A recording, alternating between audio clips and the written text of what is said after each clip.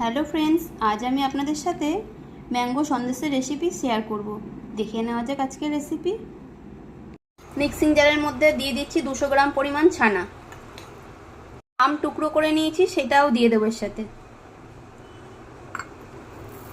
ওর মধ্যেই দিয়ে দেবো সামান্য পরিমাণ চিনি, দিয়ে ব্লেন্ড করে নিচ্ছি। ব্লেন্ড হয়ে গেছে, এবার এটাকে একটি ননস্টিক কড়াইয়ের মধ্যে নিয়ে নিচ্ছি। পেস্টটাকে দিয়ে দিচ্ছি এর মধ্যে 2 চামচ গুঁড়ো দুধ। দুধটাকে দিয়েও মিশিয়ে নেব। এবার এটাকে একটু মিশিয়ে নিচ্ছি। এবার ওভেন অন করে এটাকে বসিয়ে দিয়েছি। এবার নেড়ে চেড়ে এটাকে একটু রান্না করে নেব। এটাকে কিন্তু ক্রমশ নেড়ে যেতে হবে, নাহলে কিন্তু নিচে পোড়া লেগে যেতে পারে। এই যে এবার নিজে থেকেই একটা প্যান ছেড়ে দিচ্ছে মিশ্রণটা, তার মানে বুঝতে হবে এবার সন্দেশের জন্য এটা পারফেক্ট রেডি। এবার এটাকে অন্য একটি পাত্রে আমি শিফট করে নেব। এটাকে এই প্লেটের মধ্যে রেখে আমি একটু এইভাবে করে একটু ছড়িয়ে শেপ করে নিচ্ছি। তারপর ঠান্ডা হয়ে গেলে আবার দেখাবো কেটে।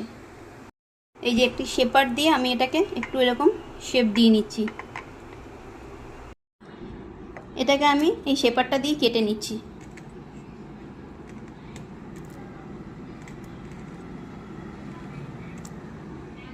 কেটে নিয়েছি। আমি এটাকে আধ ঘন্টা ফ্রিজে রেখে ঠান্ডা করে নিয়েছিলাম। তারপর একটি প্লেটে সার্ভ করে দিলাম, আর ওপর থেকে কিছুটা আলমন্ড কুচিতে গার্নিশ করে নিলাম। খুব সহজেই তৈরি হয়ে গেল ম্যাঙ্গো সন্দেশ।